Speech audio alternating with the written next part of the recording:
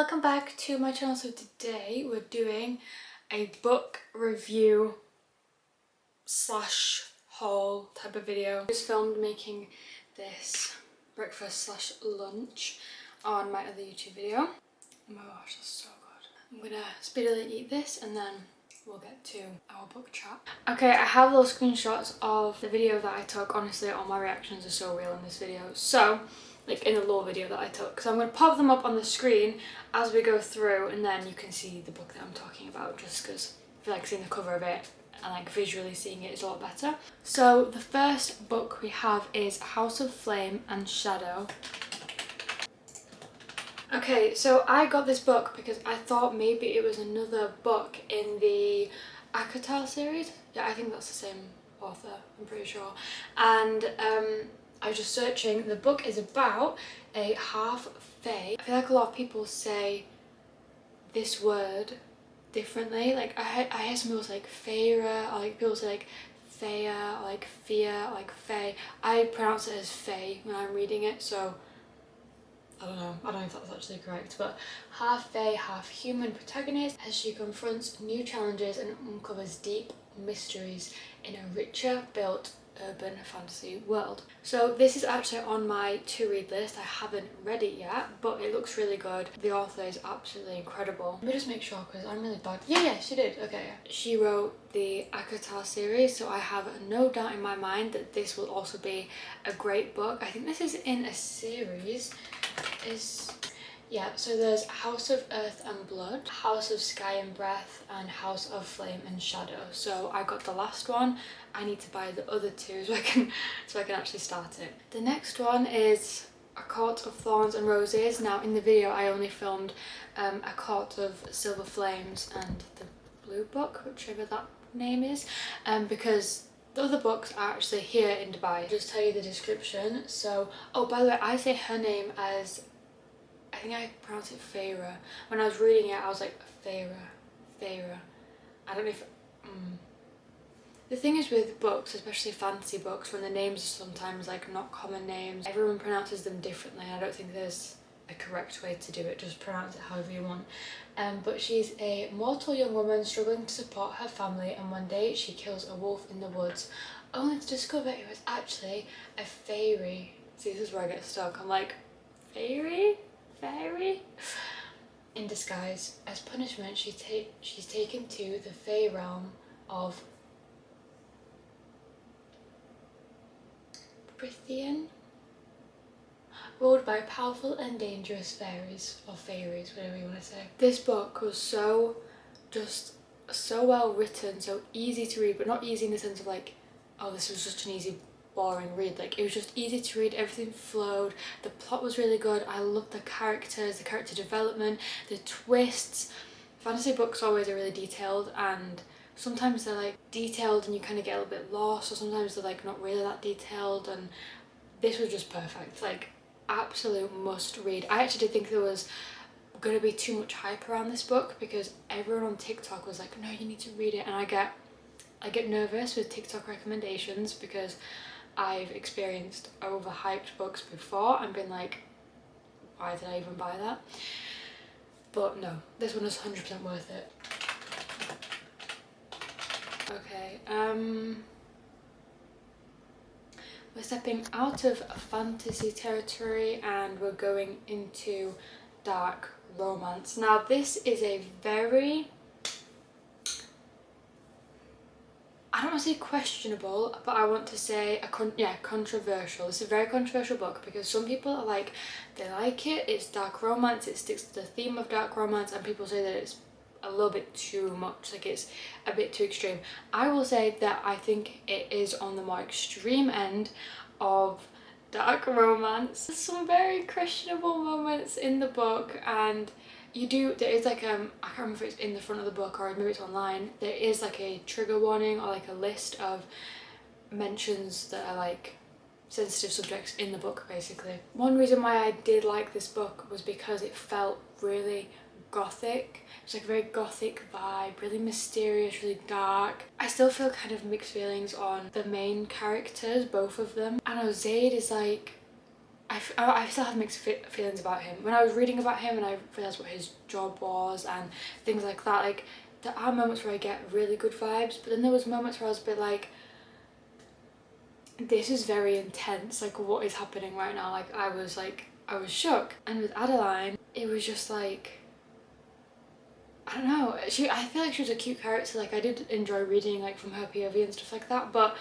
at the same time she was also like not being very straightforward about certain things, and then like, but I guess that was kind of the whole vibe anyway. I don't know guys. There is a lot of people that are mad over this book because they think that a lot of it insinuates grape scenes. I don't think the author intended for it to come across that way, but I think some people might interpret it that way and kind of be offended or think that it's like insensitive.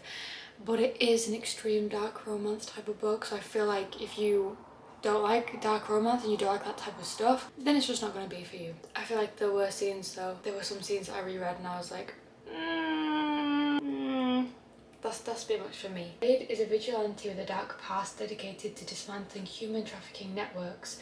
His obsession with Adeline grows after a chance encounter at one of her book signings, leading him to secretly observe and protect her. While Zaid's intentions are rooted in a desire to shield her from harm, his methods blur the line between protector and predator, causing a complex and morally ambiguous relationship. So there you go, that explains it. I would recommend it, but I wouldn't just recommend that to anybody. I feel like if I spoke to someone and I was like, they were like, oh yeah, I really love dark romance books, I've read this and this, then I'd be like, okay, that book's for you. But for somebody that maybe is just getting into reading or doesn't like very intense books, that one is definitely not for you.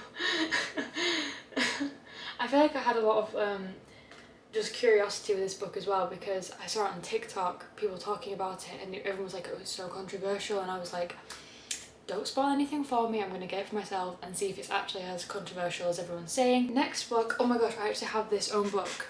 I mean, I actually brought this book with me. Now guys, I have had the absolute biggest to read list you can even imagine. Like I have so many books. I have about 30 books that I haven't read yet and they're still on my list to read. My goal for next year, well even I can start it now, but I'm in the middle of reading things, but definitely for next year when the year in the new year, my goal is to read a lot more, because I did terrible this year with reading. I was just in a slump, I was just not feeling any vibes. I've been terrible. But a family friend gave me this book and I still haven't started it, and she came around to our house a few weeks ago and she was like, she listened to an audiobook and she was like, no, you need 100% to start reading it. So I told her I'll bring it to Dubai and I'll start it whenever I start it. And yeah, there is, I think, 2. Okay, no, I feel like there's a lot. I feel like she said there was a lot more books. Let's just see. Missed. It's set in a dark, oppressive world called the Final Empire, ruled by the seemingly immortal, and godlike Lord Ruler. Oh, okay, let's see. Oh, connection, hello. So, Mistborn series split into multiple eras, each which has its own set of books. So, Era 1, the original, oh, this is like the original trilogy, which is Mistborn, the Final Empire, the Well of Ascension, and the Hero of Ages. And then there's Era 2, which is the Alloy of Law, Shadows of Self, the Bands of Mourning, and the Lost Metal. There's a lot of books to read there. I'm going to read this one though and see how I get on with it. It does look really good. I love the cover of the book as well, it's super duper cute. Ugly Love. It's been a long time since I read this. I feel like Colleen Hoover was one of the first authors that when I started to read romance books, I got loads of her books because I did really enjoy them. I don't think I would enjoy them as much now that I'm a little bit older, but definitely for like 15, like 15, 16, 17-year-olds, I feel like maybe she's a good author to read if you like those easy romance reads. Now this book was about, story follows Tate Collins, a nursing student, and Miles Archer, a pilot with a mysterious past. So Tate moves in with her brother, who happens to be Miles' friend, and sparks fly immediately between Tate and Miles. But Miles refuses to do relationships, insisting on a no strings attached arrangement. Now, there was a part in this book at the end where I sobbed. This was definitely, I mean, Colleen Hoover is definitely, if you want to cry, you should read one of her books. It's been so long since I read it. I would say it's a very easy read. If you like those types of books, it's going to be for you. I don't think the book's terrible, but I think now that I'm so into fantasy books and fantasy romance, I would go back and try read that and it would seem boring to me. That doesn't mean that the book is actually boring itself, but I just have like a higher standard because I love fantasy books at the minute. This is a romance book, very easy read again, but I love it. Like, this book will never not have a special place in my heart. Spanish love deception. This one's steamy. Contemporary romance with a fun enemies to lovers twist. It's not enemies to lovers in the way that you might think, like some enemies to lovers literally try to kill them. Okay, hold. Kill each other, and it's not like that. The story follows Catalina, a smart, witty woman living in New York. She has a family wedding in Spain coming up and a problem. Her older brother's fiance's family expect her to bring a date.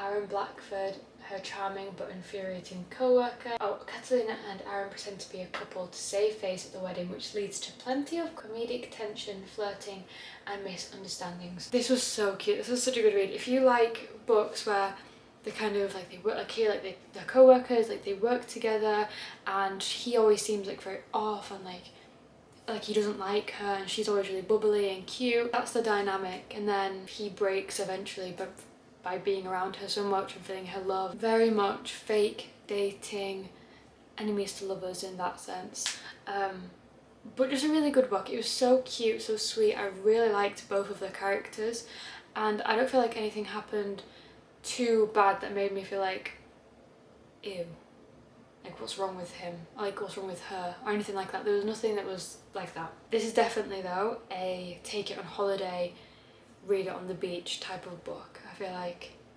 it has that whole vibe. It's definitely a good book to read over summer. Red, White and Royal Blue. Okay, so this one is a modern feel-good romance with political and royal flair. The story follows Alex Claremont Diaz, the son of the first female president of the United States, and Prince Henry of Wales, a British royal. I read this very long time ago.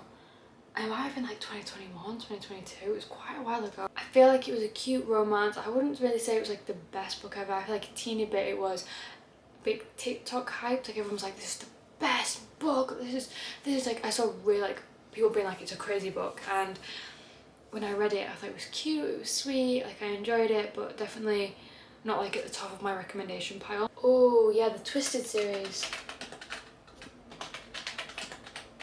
Yeah, so there's 4. Oh, is there another book that I haven't read? There's Twisted Love, Twisted Games, Twisted Lies and Twisted Threat. I think I only read 3 of these books. I don't think I read Twisted Threat, if that's maybe a newer one. It's really hard for me to remember Twisted Games and Twisted Lies because I did enjoy them and I thought they were good, but I did not enjoy them as much as Twisted Love. Twisted Love is my favourite one out of the whole series. I feel like you could just read that as a standalone. Darkest Star, Dreamless, Diamond and Defiant. Like, look at my happy face. That's just how the books make me feel. I absolutely love it. It's just so good. It's actually so good. I'm obsessed. I'm really excited to show you guys my big book haul eventually when I can put that video out. But oh my goodness, if you guys enjoyed this video, give it a big thumbs up and I'll see you soon within another video. Bye guys.